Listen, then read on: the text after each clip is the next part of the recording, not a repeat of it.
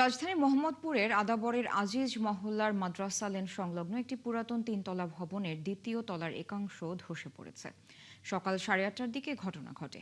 ভাড়াটিয়াদের দাবি, পাকিস্তান আমলে নির্মিত ভবনটির বয়স প্রায় 70 থেকে 80 বছর। এতে বর্তমানে প্রায় 16টি পরিবার বসবাস করছে।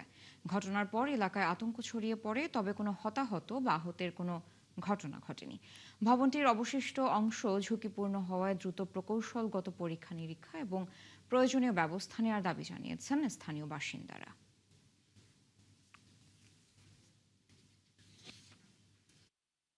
এখানে আজ সকাল 8:30 এই ভবনটার এক সাইডটা ভেঙে পড়ছে।